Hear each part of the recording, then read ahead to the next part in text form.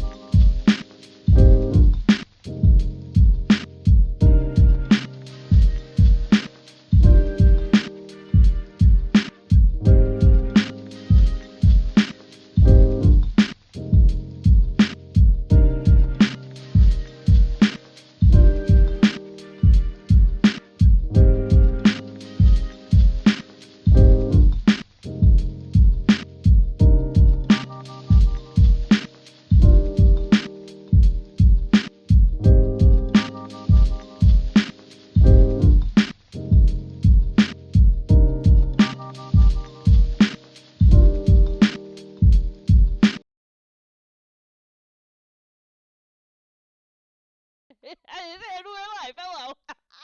We did it. Hello, We're everybody. here. Welcome to Esports and Coffee on your regularly scheduled Tuesday evenings. With us tonight, we have me, AJ, over. Oh, I did it right this time. Over here, we have got Jackie with us, and we also have Harry down here with us. Hell on pause just described. Hello, friend. Thank you for Woo! joining us, and thank you for the subscription. We've got a very interesting topic today. Kind of stepping out of our collegiate bubble. We obviously kind of stream every other week, right? So on our off weeks we have meetings, and we kind of decided that we'd like to continue to kind of move outwardly, right, from kind of the collegiate bubble, right? Of course, collegiate I think is all near and dear to our hearts, but there's a lot of other topics under kind of the general esports umbrella that we would like to focus on. So one of the places that we'd like to start is youth, just because that's kind of where Jackie is now. Sari's got a lot of experience with youth now as well, so we wanted to kind of point our direction and the topic for tonight there. But before we get started there's this is kind of our last stream for Q3. Can anybody even wrap their head around the fact that we're like getting into Q4 of 23? Like that's No, we're like, yeah. it's It's been 3 months left of the year. It's yeah, crazy. Horrible. and Crazy. Like, it's it's. crazy. I think we've It's really wild. grown too. Like, and I It's think we've had wild. a little bit of lulls, but I think that's like our growth. And I'm really proud of the community that we've grown and growing, but then that we've stayed kind of true to ourselves and really trying to do better and create a safe space. I think we've done it. Yeah, it's been a lot of fun. So one of the things that we wanted to tease during this episode, since this is the last one on the schedule, if anybody has been paying attention, we have got our Q4 schedule popping up on the screen right now. So a couple of highlights definitely is our 1 year anniversary stream. 1 year for I esports and cannot coffee. believe it. I know. I know. It's I so can't believe exciting. it. So next on October 3rd, we're going to be celebrating kind of 1 year of esports and coffee. So there's going to be a lot of things that we want to do with that stream. So really, it's going to be a celebration of the community overall. So we're going to be doing, I think, a couple of giveaways. So it's going to be giveaways of esports and coffee swag, maybe some general just like coffee related items. So if you are into that, which I have to imagine most of us are. Maybe you're a tea anything caffeinated, right? Maybe Caffeinated. you're caffeinated on life. I think that there'll be a lot of fun things. We really want to get interactive with the community, interactive with the viewers as well. So definitely stop by for that stream in particular. Um, November 2nd, we want to highlight as well. That is kind of our coffee house chat. That's where we invite a couple of the folks that are within the community. So we have landed on a topic. I think we've landed on a topic. Remind me what? I think we're going to do the power. We're going to do another session Yes. of the power of allyship because we had so much left to still discuss after the last allyship panel that we want to keep that discussion going since it's the question we get asked most often. Like, what can I do? You know? Yes. So we will be inviting some folks in for that November 2nd chat. So we'll have a couple of coffee beans on for that chat in particular. And then December 12th is going to be like 2023 year in review. So we're going to look at collegiate holistically, esports, gaming in general holistically for the past year. So if there's anything that happened this past year that you are particularly jazzed about, you're excited about, maybe particularly pissed off about, maybe not as excited about, and you want to talk about it, you want us to talk about it, you want to join the conversation, definitely let us know. We want to take the time to highlight the things that affect you, affect your program, affect your students, affect your community. We really want that to kind of be a group review of the year and maybe some things to look forward to for next year. A little What we can spice in there do too. better. Yes. I think there'll be some spice in there because it's a recap of the whole year. I really think that this year has been one of the better years for esports in general, but we've had a lot of movement, but also there's been a lot of like hate. But the allies that have come out and supported, I think that's what we're really seeing, and that's what we want to celebrate. Amen. Yes. A reminder, I posted the link to Discord. If you're not in there, please join. We're always open for more discussions, meet and gather, foster a community, celebrate together, get through struggles. Hi, Karen Ruggles, you're in here, yay. I know she said she's just gonna be here for a little bit, but it's always nice when she pops in. Man, Just it have really fun. is. She just makes everything better, doesn't she? Congratulations to Karen Ruggles to being on the board for voice. Voice, Yay. Yes. yeah. Officially been announced. Officially, we can now talk about it and celebrate. Mm-hmm. Yeah. I think everyone like knew, but everyone was like, didn't we already know that Ruggles was on the board for voice? But I'm glad that now- it was public. Yeah, now the internet knows. And the, The internet internet knows. has to knows. Has to Mhm. know, you know? It's our biggest fan. I understand. Well, I'm excited to be here today, and we're excited to have everybody here to chat today about youth esports. And the big thing is why this we think is such an important topic is we do talk a lot in esports and coffee and otherwise about how we're going to make things better for all marginalized genders, communities, and groups within esports and gaming, right? That's the ongoing question is how? What can we do? And there are definitely a lot of good tips and tricks and things that you can do as an ally to support and small movements that you can make. But globally, what comes up often and is something that a lot of folks do agree with is we have to start younger than where we are right now, right? So we have to essentially get girls to stop quitting gaming, or encourage the facilitation of more of these marginalized groups within the gaming community. When kids are kids, the playing field's level. Everybody's in it. Everybody's hanging out, having a good time. Then things start happening, or situations, or toxic behaviors, or environments, or incidences, and it will unfortunately start making people shut down or kind of pursue another option. I know it would for me, and I definitely understand that. And so the real reason that we focus on the youth and why we want to talk about the youth from that perspective today is how do we stop? How do we keep young people to continue to game? How do we keep them in this space so that when we're looking at the space, when they hit high school or when they hit college, and then eventually when the entire industry is happening, we have there's more prevalent of women in that space. There's more people of color in that space. We're seeing more folks that have stuck with it since they were kids. And so I think that's really the angle that we want to get through today within youth. So it's not necessarily on how to market to kids.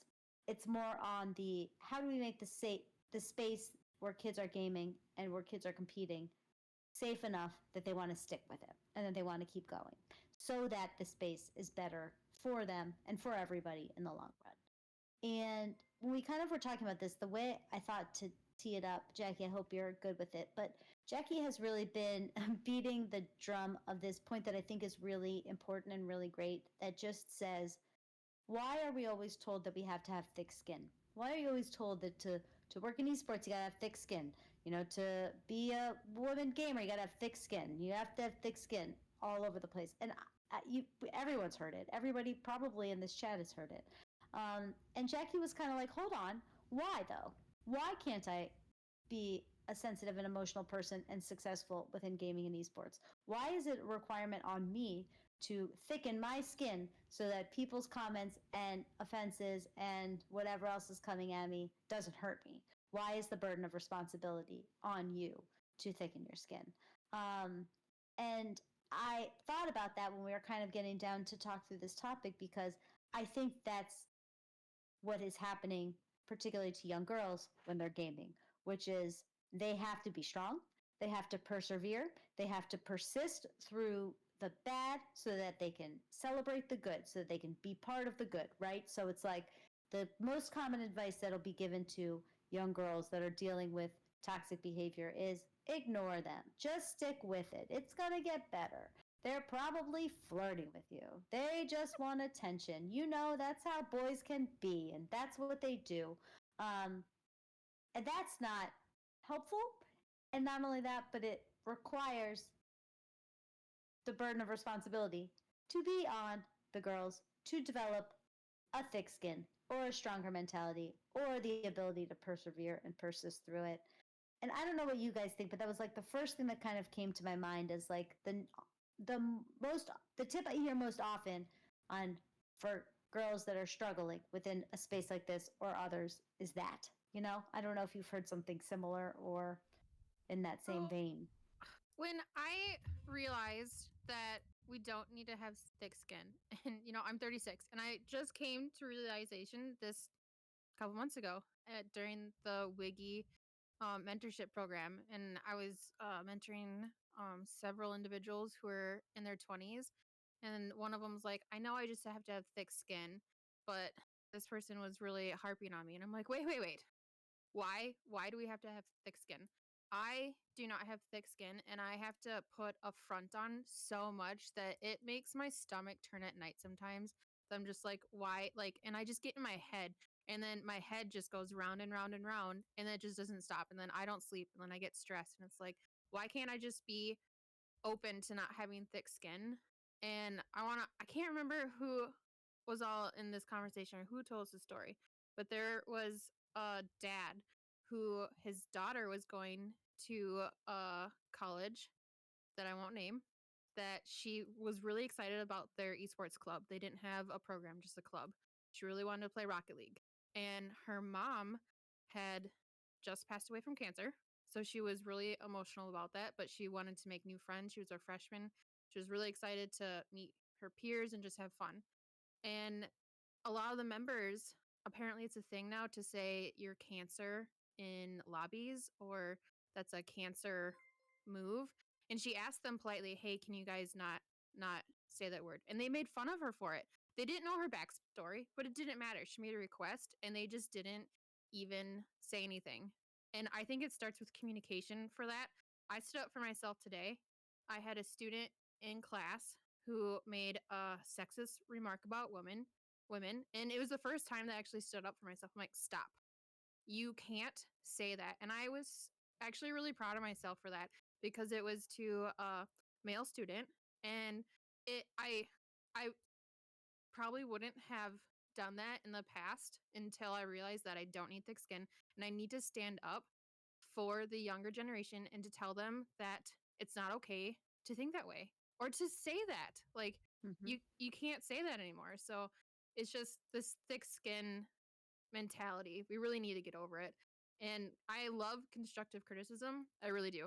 I personally am better when people tell me when I'm doing something wrong or how I can improve. But there's a positive way to do that.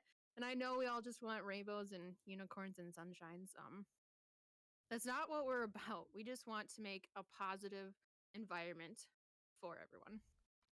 Yeah, and I think it's really telling because, and I think we've said this before, and it was many streams ago, but I really think that we're going to be able to see change if we're able to. I mean, I do think if we're kind of looking at like educational institutions like collegiate, we're a few years ahead of the high school space, which is still a few years ahead of the middle school space. So I think the more that we're able to kind of get down to the kind of work our way backwards, so to speak, and be able to kind of get into those other educational institutions and be able to right out of the gate, you've got anybody, no matter what they look like, no matter how they identify, if we're able to get everybody together in the same room and be able to teach them at those younger ages to, no matter what anybody looks like, no matter how they identify, that everybody should be treated with respect, everybody should be treated with kindness and understanding. If we're able to kind of form those ideals and be able to kind of bake that into the foundation of gaming, bake that into the foundation of just like competitive gaming and esports, like by the time that they get into high school and get into collegiate, I think a lot of these problems will, like, we won't be seeing like the same issues that we're seeing now. Again, that is going to take many years at this point in time, and like we're kind of dealing with the fact that a lot of the students that we may be seeing kind of into the collegiate programs, into the amateur scene and the pro scene, they maybe never played any type of socialized sport in their life. They've never been a part of a team before. So they get into collegiate, they want to play the game that they've played with their friends for a number of years, not in any type of organized way. And then they get to their college, they want to play for their team. Now they're thrown into an organized environment where they have to play with a bunch of people that they don't know, and maybe they've never played with X type of person before and they have no idea how to respond and how to react. So it's going to take a lot of work, but I think that's why the youth space is so important. And I think that the work that Jackie is now doing is going to be phenomenal.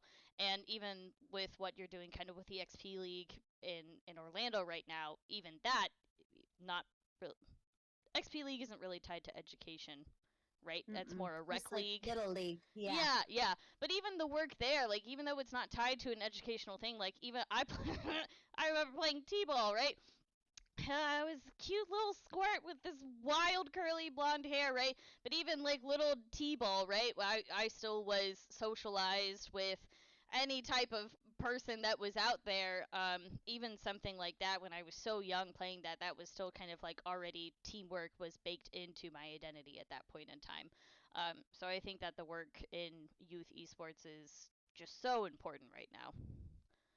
That's a good analogy too, because you're learning the fundamentals of being a team and working together while also having fun. I think a lot of parents don't see gaming as any of those like at all. And so I think we have to teach them, and I think there needs to be a lot more discussions about how to um, not coach parents, but talk to parents. That's the word. I can't think. Mm-hmm. Talk to parents about the healthy benefits of gaming and the way to do it. Have a certain amount of screen time and then do homework, or have a certain amount of screen time, have a certain amount off. Do some skills labs. Um, I'm gonna link an article because I told Fit Gamer that I would shout them out. Fit Gamer is doing a lot of really good work in the health and wellness space right now. And I think that's something that's really important because this past couple months, we've seen a lot of, and I talked about this last week, a lot of webinars or discussions that are just 101, like health and wellness. Do it for your program. Here's a stamp. They're actively doing more with their program, and they're partnering with a lot more colleges and in the scholastic space of tracking your health and wellness, and also giving you the tools if you don't know how to set up a coaching regimen or any of the skills for it. If you're thrust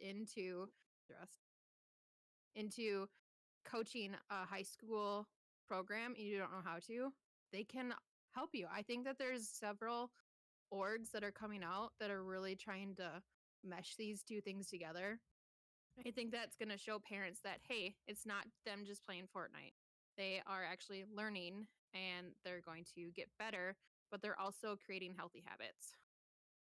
Well, and that's the thing, right? Is that it's the concept of um, learning how to recover from a loss, how to communicate when you're struggling, how to work as part of a team if we're going into the esports side away from the gaming side, how to work with your teammates, how to navigate things effectively. Those are the skills that are developed when kids are competing or they're playing in an organized and cohesive fashion. And those are skills that apply to everything, whether you're destined to be a competitive esports player when you grow up or you're going to be an accountant in an office. They're all still skills that everybody needs to develop. And the other thing that it helps do, I think, in general, just having programs and resources and things in that nature is, there's this bit of, and this is probably the wrong choice of words, but it's the only thing I could think of. There's like that mob mentality when it comes to um, unsafe spaces, right? Where, for example, the girl that was going to college that had asked if they could stop using the phrase cancer. It takes one person to say, oh my gosh, absolutely, honestly, never even thought about it. It's just such becomes such a part of my vernacular that I never really thought about what that means. And I promise you, every everybody would bounce off. No one is going to come back and be like, "No, that's not true. It's the best word ever, and we should say it all the time." And so it's that concept of like it really takes one person in all of these situations to agree to not engage, to agree to disengage, or to agree to put out the fire, or pivot in a different direction, and it changes everything. Because if globally, ideally, we get to a point where people are trained and taught and educated enough that they don't even want to start it. But at this point in time, it just takes one person to stop it. And I think that's the easier pill to swallow, right? Is how there's a chat of 100 kids playing Fortnite, and to tell 99 of them to not be mean to the one girl is difficult. But to get one of them to say, I'm not going to engage in that anymore, it's not nice, is an easier thing to digest and still impactful. And it's these kids that start learning from organized systems like what Jackie's been doing. They get taught how to do that. And something we started saying at the beginning at Full Sail, I used to say this all the time, but now I don't feel as I have to say it as often because I do think the collegiate space has improved so much. But it's not enough to commit to not exhibiting toxic behavior. If you're not combating toxicity when you see it, you are part of the problem because you're allowing it to happen. And you don't have to be aggressive and you don't have to be territorial, but you do have to have the conscious decision to say, that's not something I'm going to engage in. It's not something I'm going to participate in, or I don't agree with that sentiment or statement. And that's what we're trying to create. Not being an asshole is the like bare minimum. That's the bare minimum, right? That's just something we as humans need to do. Being able to advocate and keep others from exhibiting that behavior, even in the smallest sense, is how progress is made. And that's where I think it happens with kids is it takes one person in the chat to say, all right, guys, come on, that's enough. Let's just move on and play. She seems really good. Let's just play. To start a movement and to start that progress. And that's the thing that we can teach. And that's the thing that we can focus on. And that's the thing that we have control over. You don't know how kids are raised, you don't know what their life is like at home. But if you feel left out for being mean, you're not going to be mean as often as if you feel cool for being mean.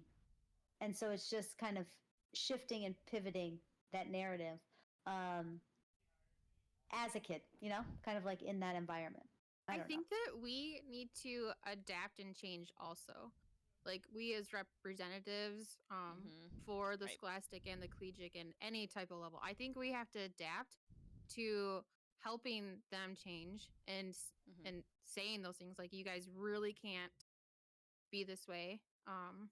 You need to step up. But we also have to adapt to um there was a parent that was so afraid that their kid was going to be on their phone 24/7. That soon enough that they're going to feel like it's just an attached syndrome.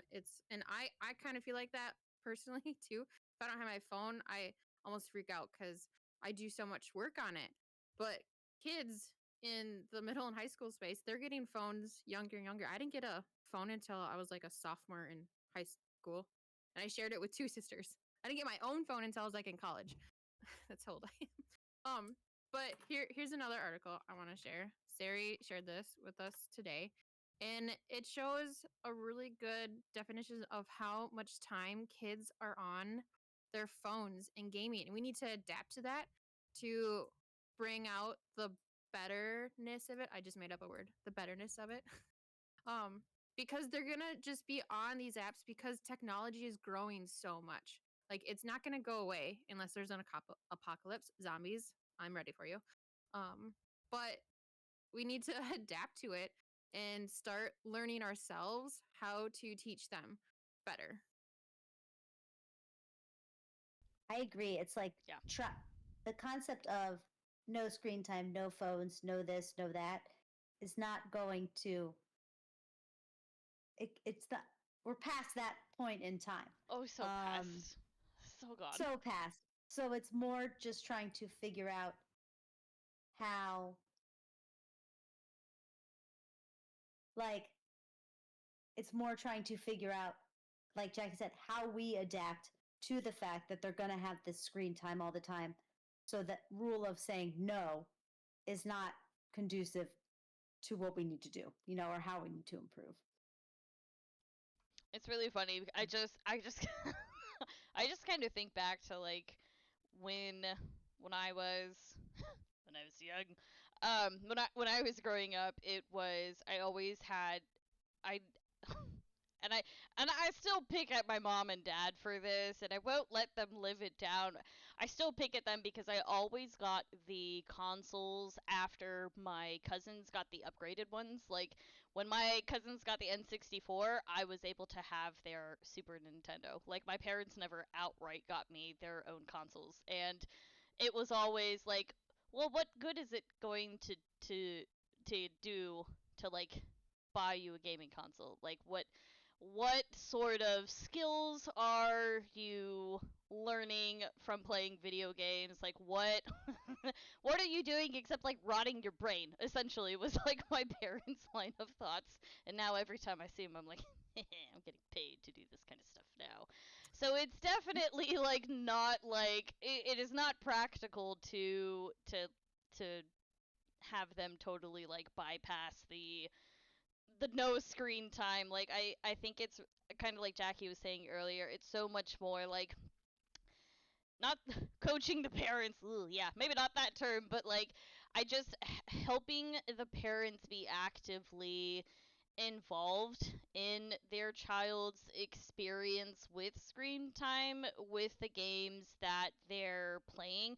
I know that for some parents, like, they did not grow up with it, so I think sometimes it's kind of the fear of the unknown that keeps them like, I have no idea what's going on here. I don't understand the Fortnite. I don't the Fortnite. Oh The God, Fortnite. That's sound so like my true. mom.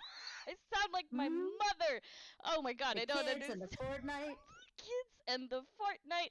Like I know, like I truly think it's a fear of the unknown, and like if there was ever a time where we needed some like how to parent a kid who Fortnites, or like how to parent how to parent Mm-hmm. kids, how to get involved with kids who want to pursue gaming, who want to pursue content creation, who want to pursue esports like as an avenue. Like if there was ever a time where maybe we needed I don't know if like classes is even the word to use there, but there was ever some guidance that we needed to like put out there to like help parents like become involved and be active.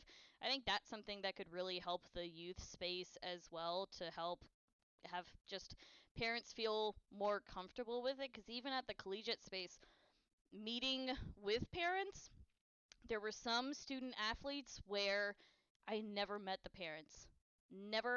They never joined a recruiting call. They never visited the campus. They never came on a game day. They never uh, were in the parkade. And then there were other parents that they would meet me and they were like staunchly like, are you gonna like make sure that my kid is not here until 2 a.m. in the morning? And I'm like, well, yeah, that's part of my job. Like there were parents that were almost afraid of esports and like what was going to happen if they were to get into it. And then on the other side of the coin, there were parents that were so involved and they were so excited about the opportunity. So like there's this huge like spectrum of where parents are currently at when they're looking at like gaming and esports. And Mm-hmm. again, I feel like if again it's going to be like this whole like if we can work backwards in like the high school space and the middle school space, if we can continue to work towards not only helping the students of all colors and identities, if we can help them feel comfortable in those spaces, it's also about helping the parents feel comfortable as well so they can continue to support the students in doing what they want to do as well. I That think is that's important such a too. good point. Yeah. There's stakeholders in the scholastic Mm-hmm. space because it's mostly minors. Like I'm Yes. not sure if my mom would actually watch a YouTube video, but she would listen to something on audible, or she would attend a Zoom meeting, which is almost the same thing like YouTube. Or if there was a recording, she would probably listen to it if it was in a professional way. And I think that needs to be I don't know if is that currently done? Does anyone know? I know that I've been to Brilliant. a couple like parent webinars, but not my name's shown up. It's like you really got to push them, and if they can't do it that time, record it, give it to them, and are they actually going to watch it? But I think curriculum comes into that a lot, and the part of my job is STEM too, but Minecraft EDU and NASAF, those are two really great programs that I'm learning more about. That it is a healthy benefit, and I think if the parents can adapt to that mindset too, that they're learning while they're gaming, because I was a horrible student. I didn't. I'm definitely a ex ed individual where I need to um do an example by hand. I can't take 2 + 2 = 4. Like my brain doesn't work that way. I need to like write it out, draw it out, be creative. And I think by giving the students an extra opportunity to learn in a different environment, more schools are really looking to adapt to that. And in the next 3 to 5 years, I think we're going to see a lot of scholastic curriculum that is changing where more gaming is in the classroom, but it provides a healthy relationship with studying and learning. And who posted about careers, or no, it was a degree on Twitter the other day. Um I wanted to go into an esports degree, what schools? And there was a few comments that like you shouldn't have an esports degree. You shouldn't go into that. And That was a I almost huge thread. That one blew up. I'm on the opposite end. I think you can have an esports degree because it really can relate to other items. It is more specific, but so is a sports management degree. And then there's minors that are specific. I think you can have that as long as it's done well and it's not just there should be an overarching esports and then get into the basics because content creation, so many kids growing up right now really want to be content creators and we need to help provide them the tools for that. I don't know where the economy is going to go if everyone's a content creator, but And it's we need it. really it's Well, really interesting. Like I have a sociology degree. And I think it's so interesting as well, like when we're looking at like what degree are you seeking and what career field like would you like to go in and where you would like to land. I think it's so wild because and I also think it's a little unfair too because like if you put yourself back into like your 18 to 21-year-old self, do you really know what you want to do for the rest of your life when you're that age? I think it's kind of cruel to like have you okay, make a choice. Make a choice, right? And I like you go through so many different phases of your life where like 18 or 21, make a choice, hope it's the right one, best of luck cuz you're spending a lot of money to figure it out right now like when you're in like your youth. I think it's kind of Yeah, cruel. So like get the esports degree, get the sociology degree, get the whatever. whatever. Yeah, like I think it's more about like what what you learn in the classroom, like the connections that you make with your professors, like what extracurricular activities that you take part of within your university.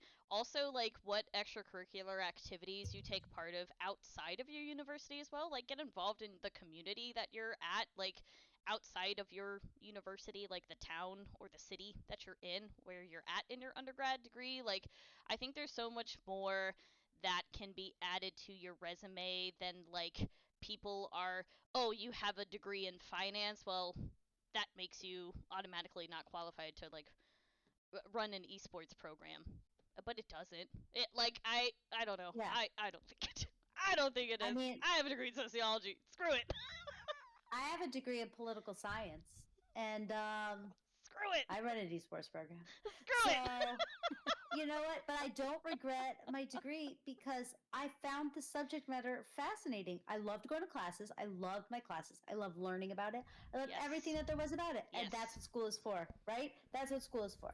And did it make me a political scientist right upon graduation? No, and it sure wouldn't have, even if that was something I did want to do. So it's Nope. the fact of school is there to learn. You're there to develop an education. All education is good education. It doesn't have to know exactly what you wanted to do. I I at 18 wanted to be a judge of the Supreme Court, and unless I live in Barbie Land, it doesn't Wowie. look like that's going to happen. But that was my goal. So you never know, and things change and things pivot. And you're right, though, in that conversation and in the conversation of parents being involved in that education and knowing what your kids are going to do and knowing how your kids are going to get involved starting at a young age and going all the way through college is we have to meet the parents where they are. You can't create these platforms and expect parents to show up to it and say, hello, I'm here and I'm going to tell everybody about how great esports is. Please come and join me. And you get four people that show up because they don't want to understand. They don't want to know. They don't believe that this is the right thing to do because it's new and it's different and it's not. There are some parents out there that will actively seek it out, and that is amazing. But for the most part, when you have to convince somebody of something, if you're trying to do a sales pitch on selling your new product, I could list 1,000 of them on LinkedIn who are all trying to do it to me right now. But you don't just go to the universe and say, "Hello, everyone. Who wants to hear more about this amazing product that I'm going to sell you for way too much than it should actually cost? And I'm going to do so in an awkward and uncomfortable way. Please show up to my seminar." You have to meet them where they are. And I think, Jackie, what you touched on about recorded content is it. Record your content. I had this thought, I really still want to do it one day, but I really want to host. I've been bugging Jake about it for years. He's probably going to like get PTSD when I bring this up.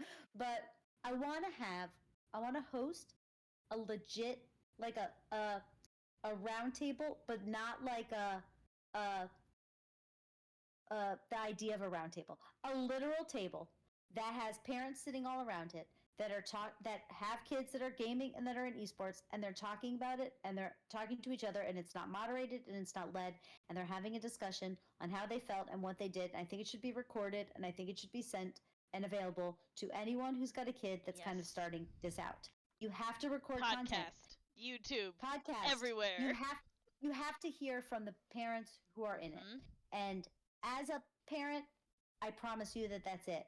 I have a 9, almost 10-year-old, and I rely very heavily on the other parents. And the thing I kept noticing, and the whole reason that we got involved in XP League in the first place, is my kid, well, at the time was playing Little League, has since signed himself up for every sport at different times, and I just get told about it later. But I don't know what I'm doing. I don't know anything about baseball, Little League, how to do this, what it is. And I rely very heavily on the apps and the parents. And are you signing up? How many days a week is this? This is the thing? Okay, this is what we're doing. Okay. But no one is batting an eye to take your kid to 3 practices of 1 game a week for baseball because baseball's been around forever. Well, until esports has been around forever, we're going to have to get everybody there. And that's just what we're going to have to do.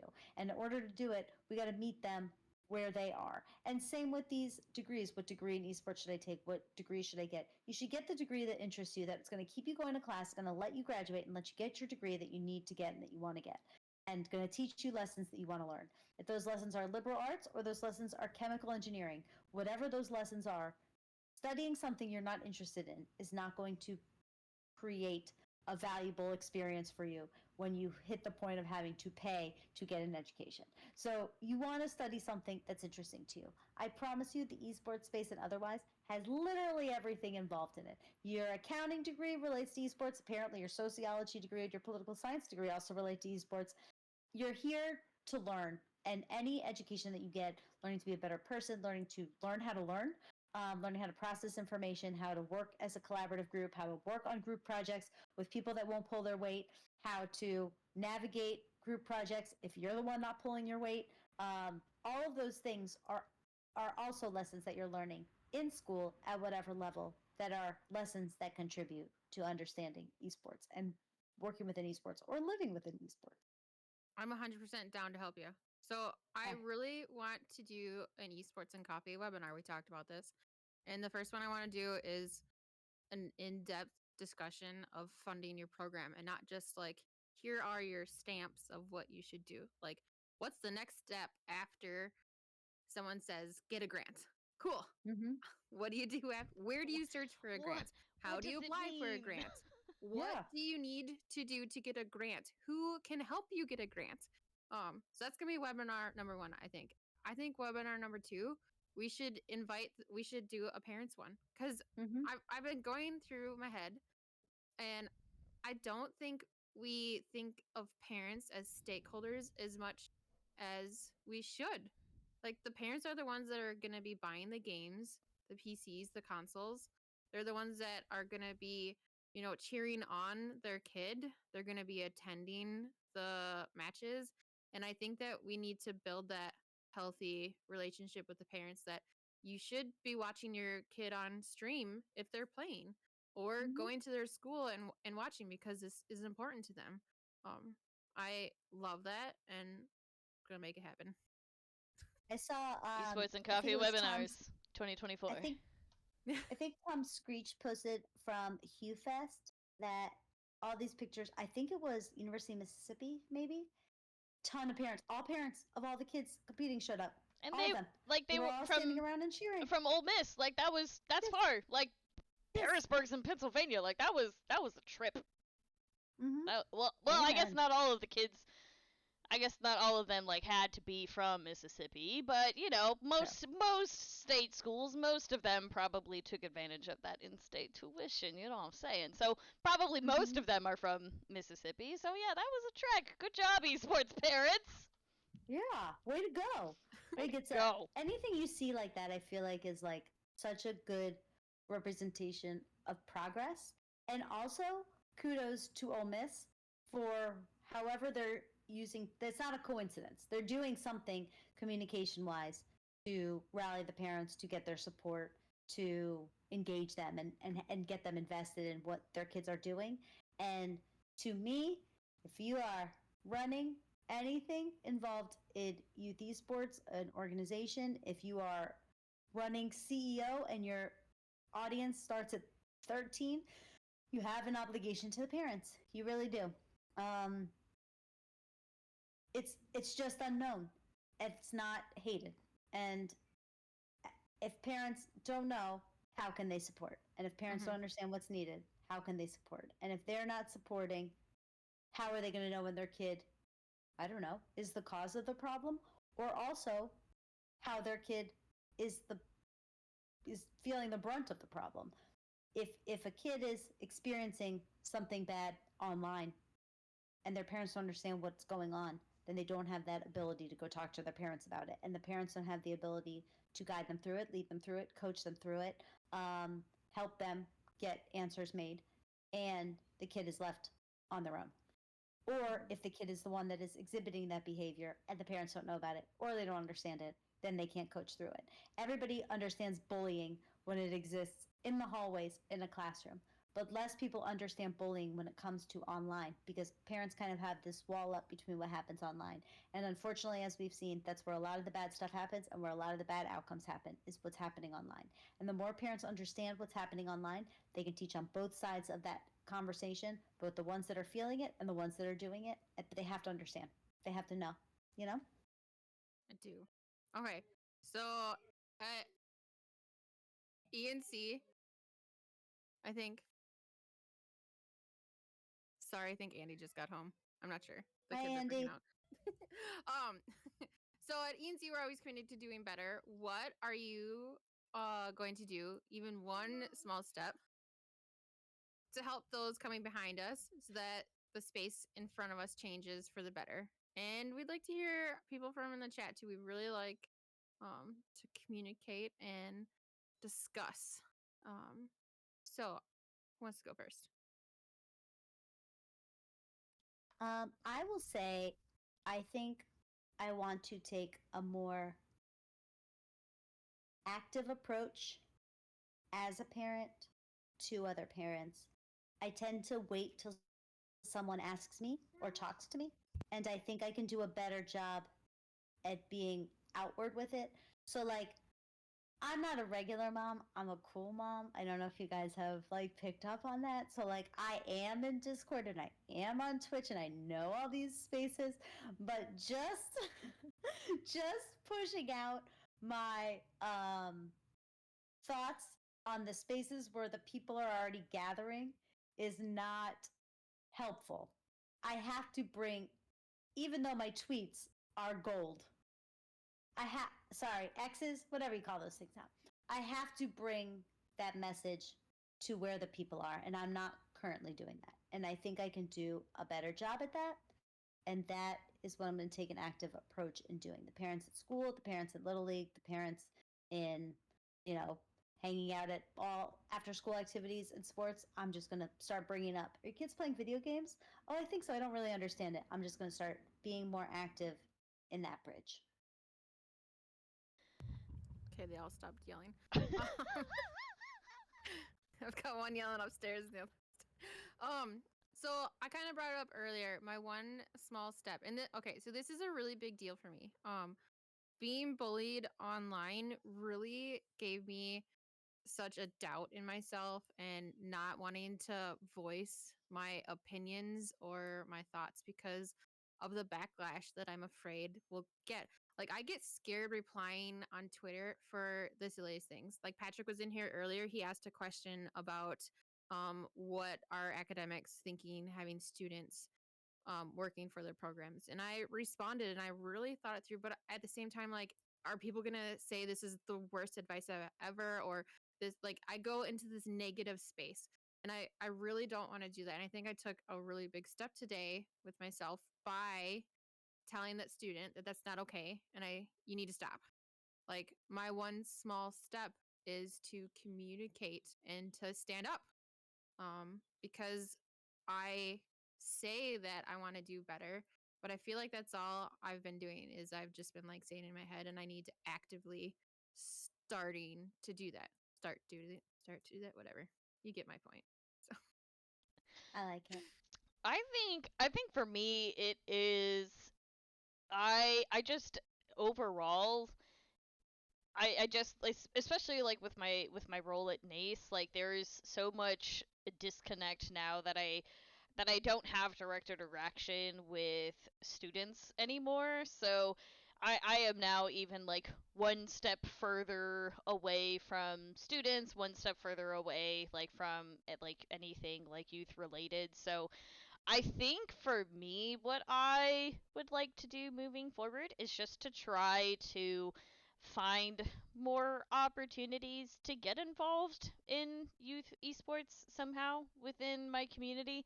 I think the closest thing that I have right now is being a part of Casey Game On, and that is, we for anybody that doesn't know, Casey Game On's a group in Kansas City. We host, kind of big LAN parties every couple of months. Um, so it's a big community event. It's kind of a mishmash of population. You get kids that go there, and you get you know all the way to older folks that go as well. So maybe there's something to look into there that we could better focus in for a youth capacity. Maybe some programming or opportunities there that maybe we could maybe focus and shed some light on maybe some youth gaming, youth esports I activations want to there. give a shout out to Alyssa because she's in chat right now.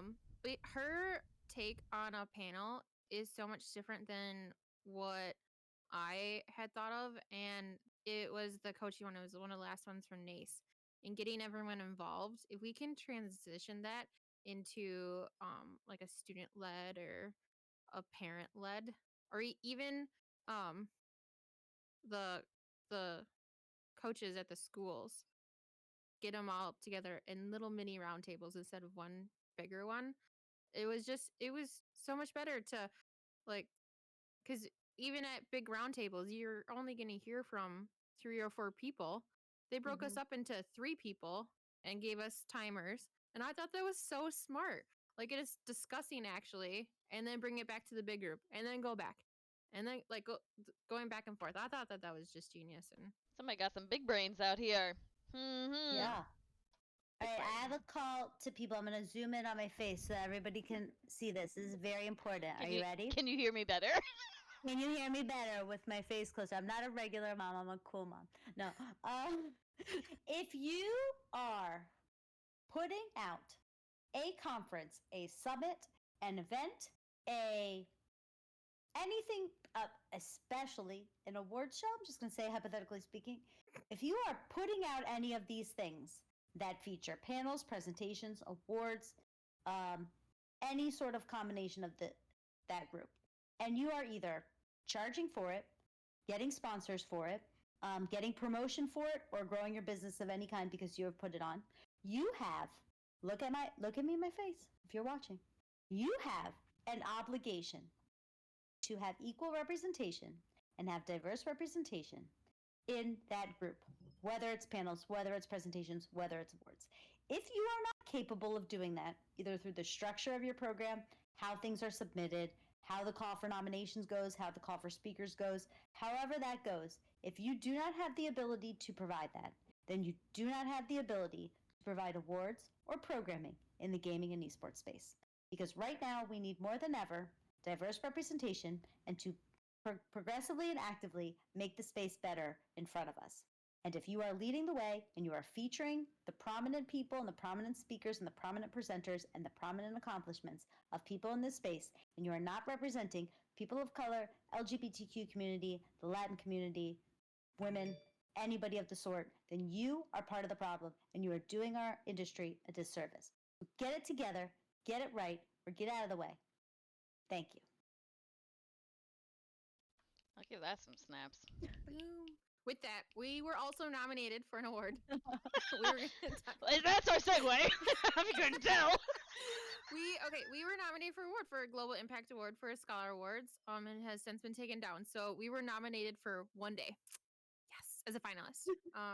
We are waiting to hear what happens if we're still finalists or taken away. I don't care. I honestly I have a lot of thoughts and opinions on the Scholar Awards. And I was gonna apply to be a panelist, but then we got nominated, and I don't want to be biased because obviously I would vote for us. And so I don't want to have too many opinions because I think Anter said the best on his stream. That if you're gonna complain and you don't step up to have a seat at the table, then you have no right to complain. But if you're actually trying to participate, because I know he said that he submitted 3 times to be on the panel, but he wasn't selected. So I think at that point he can actually talk about the struggles that they might be having, because he needs to give his opinions and they're not being heard. But if you don't step up, then you shouldn't. So I'm gonna try not to complain. I'll try to complain. I'm just gonna try to make it better. Yeah. Yes. But also, like, us being nominated, like, we started Esports and Coffee on hopes, dreams, and caffeine. I'd like to say, yeah, a nice little nod to our our name there, our namesake. But really, like, our nomination, I think, speaks to our vision, our mission, and everybody that is a part of our community. So whatever happens to the award, the tweet has been deleted. Nothing's on the website about it anymore. Whatever happens between here, there, or in between, we just want to say that, it really is thanks to everybody that is a part of us, a part of our community. You guys help make us great. It's really refreshing to be a part of a Discord server where we have a lot of just positivity and a lot of, like, I'm gonna say fun things, like the good thing the one good thing Wednesdays, the tip yourself Thursdays, the health missions that we have. Like, I think it's just really refreshing to be a part of a group where we can just go in there, shoot the shit, talk about struggles, talk about things that we are excited about, things that we want to celebrate as well. If there's anything that, like, falls into either one of those buckets for me, like, the first place that I always want to go to talk about it is the Esports and Coffee Discord server, and that's because we have a lot of amazing people in there. So we just want to say thank you to you guys. Like, the award is definitely for everybody that's involved, not just us. It's for everybody. If there's an award. Just kidding. Sorry, I'm good. If. The If it's award good. the award we were a finalist for was Global Impact Award, which is really what means the most to us because that's really what we're here to do. And we have met so many amazing people along the way in doing this. I cannot believe it's been almost a year. It'll be a year next stream, which is crazy. October 4th, 2022 was our very first stream, and we're getting close. And where we've come in a year, I think, is greater and bigger than any of us could have imagined. I'm going to echo for Danielle, who is in the chat but couldn't be here today because she's the ultimate support system. And she's supporting one of our other fellow coffee beans, Cody, who is also one of the biggest voices in our entire Discord and was selected for an incredible art showcase tonight for some of her design work, and Danielle went to support, which is amazing, and we freaking love that. And that's really what this whole place is about. Some amazing things have come out of the Discord. We feel like we echo Jorge on every single one of our streams, but gonna echo him again. There's no bigger advocate, I don't think, for anyone else in the world than Jorge, who is constantly looking out for everybody else and what they need. And he brings so many people into our space of, if you're lost, come here, you'll find your way. And we are so appreciative of how many people we've met here and connected through. People have gotten opportunities through here and jobs and panels and speaking engagements and everything in between. And it's more than we could have ever dreamed of or hoped for. And we can't wait for year 2. So come to the anniversary stream. We're gonna have fun. It's gonna be dope. I think that's what the youth is still saying. Dope. Maybe not. Mm-hmm. Maybe Don't that's I dated. don't think no bet no what is it Bet. It's no it's like biz or wait. Oh, fizz is or is bet not What? cool anymore? no bet's like the like Out. there's another one that's like half of a word. It's I not used rad. I used to sit there and No. listen to my teams, like, talk, and half of the time I'm like, I don't know what they're saying. Right? I would be like we're on my fire. phone. That's what our stream is gonna be. It's gonna be fire because that's what I. Fire. Mm-hmm. This is fine. Hey, Eugene called us boomers. Oh Eugene- no, Eugene! Eugene is old, so if Eugene is calling us boomers, then you know it's real bad. We need a younger kid to tell us how cool we are. We need a Like, not translator. like how cool we actually are, but like, what's the word to be like? Yes. Gonna be lit? Oh, Do they use don't- lit still, or is that No. out? No, That's no. no. It's I no think good anymore. Oh my I goodness. only use lit in Hanukkah memes. You know, like if I need to say, talk about my Hanukkah party. This menorah's Gonna- gonna be lit. Hmm. Oh, Uh, I can't you remember. guys. Man, I hear it on TikTok. Like a mom will do something with her kid, like this is what I say, and then they'll say it. Or like a classroom will go back and forth with that. Let me find it. I'll post it in the Discord. Liddy. That's probably what it's not Liddy. It's Liddy. Okay, homework assignment. Everyone has to learn one current phrase or term that is currently being used in honor of our youth stream. Yes. And you have to use it one time this week in Discord. In a, I love in that. a You have to use sentence it- in Discord. Yeah, use it in a sentence and you have to use it the right way. Yeah, drip. I learned drip from Bodhi. I don't think drip is cool anymore because that was definitely like at least 2 months ago. The Riz. That's what. Riz. Yeah. That's it. See, I knew it had something Riz. fit. I've heard I- that, but I don't know Like what a it is. razzle dazzle or something. I don't know what it actually Oh. means. You guys, Eugene's gonna police the correct use of all of the phrases that Thank you, we try to come up Eugene. with. We need know guy. We need a translator. Man, doing the Lord's work right there, Eugene. We're so thankful to have you. Thank you, my child. All right. All right. Well, are we all out of coffee, my friends? Coffee. We're all out of coffee. Thank you for joining us. Thank you. In 2 weeks, we'll be back for our anniversary stream. So join us for some fun, for some giveaways, and celebrating you guys and our community. Take care, everyone. Thanks. Bye, friends. Bye. Goodbye.